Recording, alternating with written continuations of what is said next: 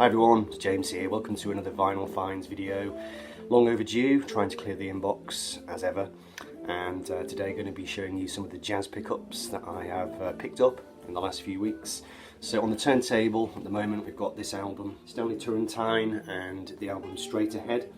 This is a Blue Note audiophile pressing, no less. Direct metal mastering, there we go. What does that mean? Who knows? This was his first Blue Note recording since about 1969 or something like that. He'd recorded for various labels over the years. He was on Creed Taylor's CTI label for many years. We're going to see that label in a minute. And I mean, Stanley Turrentine is a saxophonist. He started off in a kind of blues R&B idiom really, but he'd gone through a bit of a fusion era, and he came out the other side in the 80s back in a kind of easy soul jazz kind of idiom. And this is the first record that I've ever picked up by him, and it's beautiful. It's really, really nice. It's really laid back. It's straight ahead, as the title indicates, and it's just a lovely mellow blowing record. Very, very enjoyable. And like I said, comes from 1983, I think, with an all-star cast on it. George Benson on electric guitar, Ron Carter on bass, and we're going to see him again in a minute, and Jimmy Smith on organ, so that's quite nice. So yeah, nice record. Okay, the next two are going to be things that I found in my local antiques centre here in Lancaster, and I've not been down there for a long time. I need to go back, but these two were two quite nice finds. This first one, Andy Hamilton and the Blue Notes, and this is on World Circuit from 1991. World Circuit was the label owned and run by Nick Gold, who did an awful lot of really interesting world music type stuff back in it would have been in the 90s, I guess, actually, and in the 80s too. He was born in Jamaica, and he formed his first band back in the early 30s, I think, or maybe the late 20s. And they all played instruments made out of bamboo and oil cans, you know. And he was inspired by Duke Ellington and Count Basie, and he emigrated to the UK and came here in 1949. He lived in Birmingham, worked in a factory. He formed his own group called the Blue Notes. He was a real innovator, really. He was very into Caribbean sounds. I know he promoted the band Steel Pulse in the UK, and he had a very long and varied career. I think he had a stroke or some kind of medical complaint at some point, but then in the early 90s, like I said, he teamed up with Nick Gold and he signed to World Circuit. I saw him live back in a cellar bar in Leeds back in the day, really good gig. It was a bit of an all-star cast, as I seem to remember. I can't remember who was in the group, but it was a really interesting gig. This is a really nice album. It's got some standards on it, some originals, and a couple of nice guest appearances. You've got, on this album, you've got Jason Rebello on piano. Actually, he was a really interesting pianist. He was around on the scene back when I used to catch loads of gigs back in the 90s. But also on here you've got Mick Hucknall from Simply Red doing a very, very passable version actually of the Gershwin song I Can't Get Started, which has also got some beautiful vibe playing on it from Orphy Robinson. Nice record, really enjoyed it. Okay, so the next record, I was really pleased that I picked this one up because I had left it behind actually, and I went back to get it a couple of days later, and it's this record, Albert Ayler and Vibrations. Free jazz saxophonist from the 60s, very, very influential. Big influence on John Coltrane, particularly in the latter part of his career. All that free jazz stuff that Coltrane did, you know, the very free, spiritual stuff. I knew of Albert Ayler. Paul McCartney actually listened to him in the 60s, you know, back in 66, 67, when McCartney was branching out and getting into high culture. He started listening to free jazz. That's where I first heard the name. I've heard tracks by him on compilations over the years, but I've never actually owned a record. Albert Ayler was actually born in Cleveland, Ohio, and he started out playing R&B and bebop, and he's kind of credited with taking jazz back to its pre-Louis Armstrong roots in a way. You know, fascinating history.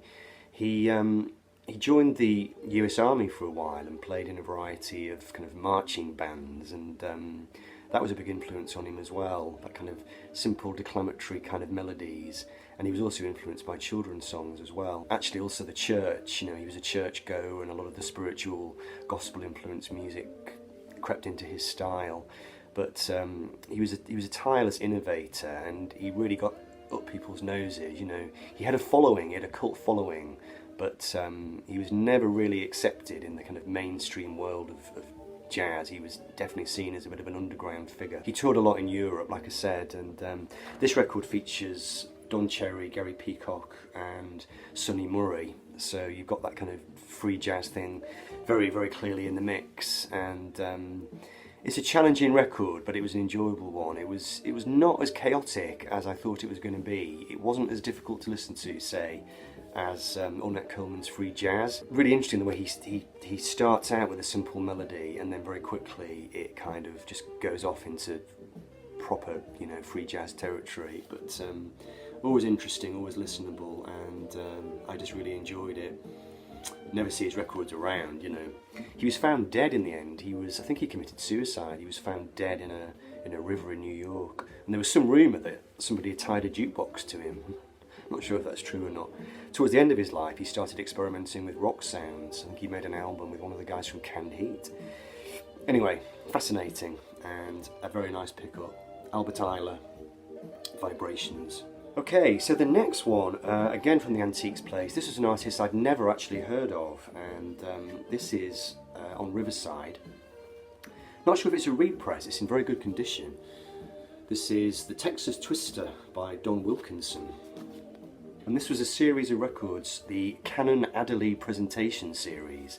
Cannonball Adderley in the 60s had this series. In fact, this may even have been the first one, I think, where he basically presented or he released a series of records featuring jazz musicians that he liked and admired. Don Wilkinson was born in Louisiana in 1932, and he toured in his youth with Amos Milburn and Charles Brown, and he'd worked a lot with Ray Charles over the years as well. That's in the late 50s. And he met Cannonball Adderley in Miami in 1955 and jammed with him, and then Adderley thought of him when he launched this series in 1960. This record features one of the most splendidly named jazz musicians I've ever heard of, Leroy Vinnegar, on bass, alternating with Sam Jones. It's a nice enough record, this. You can kind of hear why he didn't really become a legendary name. There's something slightly diffident about his playing. It sounds like he's perhaps hasn't really found his feet yet as a featured soloist or as a band leader. But it's an enjoyable record. It's got that kind of Cannonball Adderley, bluesy, upbeat sound to it.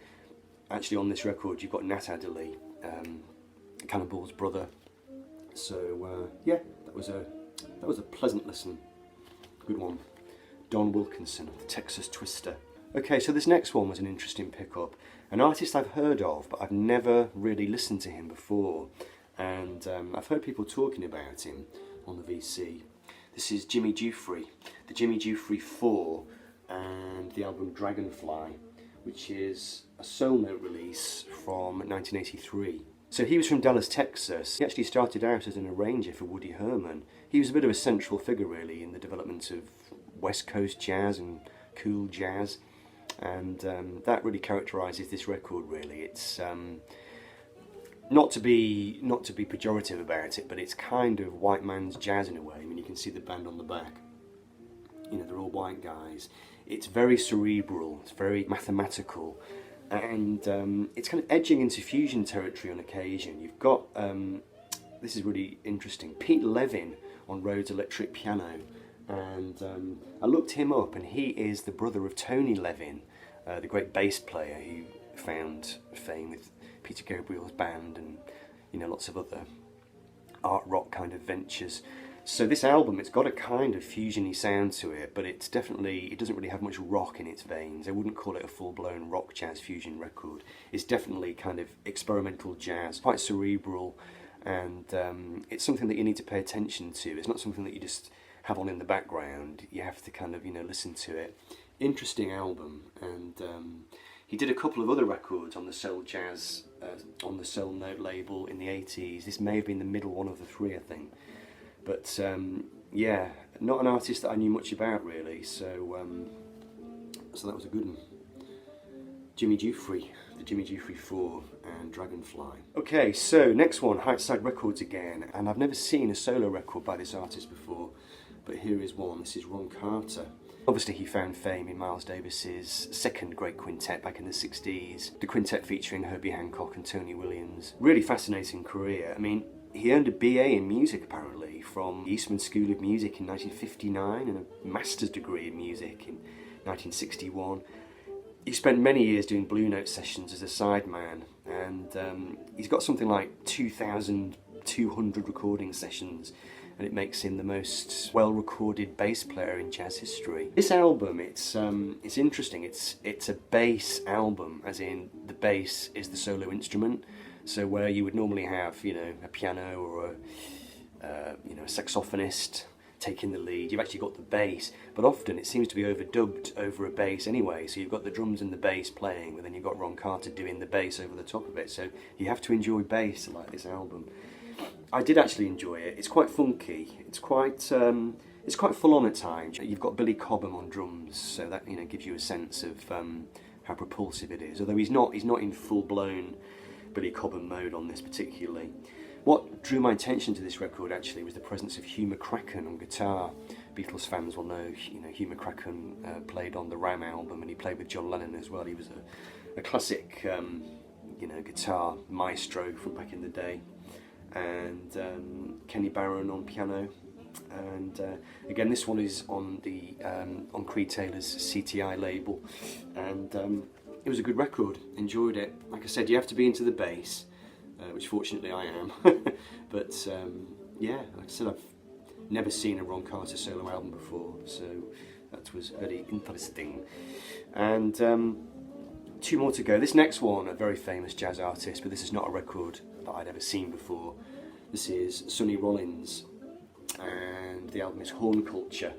This one came out in 1973 on Milestone Records, and I mean, the record that most people always have in their collections and show is Saxophone Colossus, which is one of the great albums of all time, you know, in terms of jazz. But he had such a huge, long recording career. Fascinating individual, you know. I mean, he went to prison in the 50s for, I think it was some kind of narcotics offence, and he had a couple of major career breaks where he just basically decided to go off and just get into yoga and meditation. He spent 2 years practicing his sax on this bridge in New York, I think, and, you know, didn't make any records, just exploring his saxophone and just getting deeper and deeper into the wellspring of jazz genius and inspiration. But this record is quite kind of funky, bluesy, upbeat, very, very enjoyable, and just a really nice thing to find. Like I said, you don't really see his records around, or I don't very much. I suspect a fair few of these might have come from the same collection. Okay, and the final one to show you is just a compilation. This is Chick Corea and Inner Secrets, which collected together some stuff from his first solo album, I think, from '68, and a couple of offcuts, and then a couple of tracks from another album, I forget which. But yeah, this is pretty full-on stuff. Chick Corea is an artist that I've been a bit slow to get to. I recently picked up his album, Now He Sobs, Now He Sings, on CD, and I've been getting into that. And yeah, he's pretty full-on. This record, you've got Chick Corea on piano, Joe Farrell on saxophone, Woody Shaw trumpet, Steve Swallow on bass, Joe Chambers on drums, and yeah, it's Chick Corea in full molten lava flow, but very enjoyable. So yeah, there we go. That's all the jazz. I do have some fusion records to show as well, but I think I'll have to do that in a separate video because I suspect this one has reached its natural length. Hope you enjoy it, and I'll see you soon. Bye bye.